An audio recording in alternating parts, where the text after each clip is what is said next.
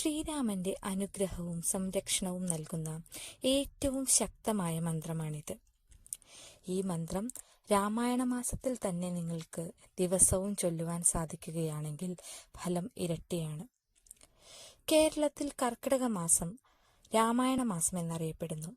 ഈ മാസത്തിൽ വീടുകളിലും ക്ഷേത്രങ്ങളിലും അധ്യാത്മരാമായണം കിളിപ്പാട്ട് പാരായണം ചെയ്യുന്നത് വളരെ പുണ്യകരമായി കണക്കാക്കപ്പെടുന്നു. ശ്രീരാമന്റെ ജീവിതാദർശങ്ങൾ പഠിക്കാനും ജീവിതത്തിൽ പ്രാവർത്തികമാക്കാനുമാണ് രാമായണ മാസം ആചരിക്കുന്നത്. കുടുംബത്തിൽ ഐക്യവും സമാധാനവും ഉണ്ടാകുന്നു. മാനസിക ശാന്തിക്കും ആത്മീയ ഉന്നമനത്തിനും സഹായിക്കുന്നു. ധർമ്മം, സത്യം, ഭക്തി, വിനയം തുടങ്ങിയ ഗുണങ്ങൾ വളർത്താൻ ഇത് നമ്മളെ സഹായിക്കുന്നു. ശ്രീരാമന്റെ അനുഗ്രഹവും സംരക്ഷണവും നൽകുന്ന ശക്തമായ മന്ത്രത്തെക്കുറിച്ച് പറയുന്നതിന് മുമ്പ് രാമന്റെ പ്രശസ്തമായ ആയുധമായ കോദണ്ഡം എന്ന വില്ലിനെ കൂടി സ്തുതിക്കണം. ആ വില്ലിനെ സ്തുതിച്ചുകൊണ്ടുള്ളതാണ് ഈ മന്ത്രം. കോദണ്ഡം ശ്രീരാമന്റെ ദിവ്യായുധമാണ്. അതുകൊണ്ടാണ് ശ്രീരാമനെ കോദണ്ഡരാമൻ എന്നും വിളിക്കുന്നത്. കോദണ്ഡം എന്നത് ശക്തിയേറിയ ഒരു വില്ലിന്റെ പേരാണ്. ധർമ്മത്തിന്റെ സംരക്ഷണത്തിനും അധർമ്മത്തിന്റെ നാശത്തിനുമായി ശ്രീരാമൻ ഈ വില്ലുപയോഗിച്ചു. രാമായണത്തിൽ നിരവധി യുദ്ധങ്ങളിൽ ശ്രീരാമൻ കോദണ്ഡം കയ്യിൽ ധരിച്ചാണ്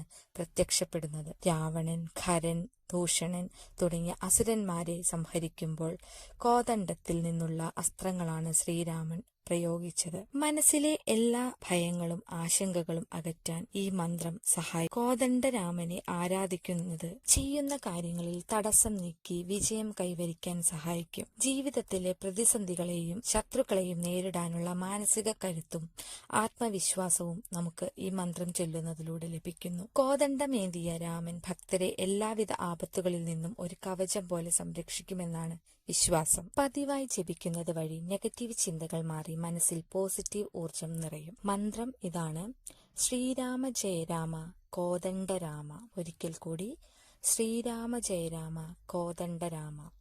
അർത്ഥം: ലക്ഷ്മി ദേവിയുടെ സാന്നിധ്യമുള്ളവനും സർവ്വ ഐശ്വര്യങ്ങളുടെയും പ്രതീകവുമായ ശ്രീരാമചന്ദ്രനെ ആദരവോടെ വണങ്ങുന്നു. രാമന്റെ വിജയത്തെയും മഹത്വത്തെയും സ്തുതിക്കുന്നു. ശ്രീരാമന്റെ കയ്യിലുള്ള അജയ്യമായ വില്ലാണ് കോദണ്ഡം.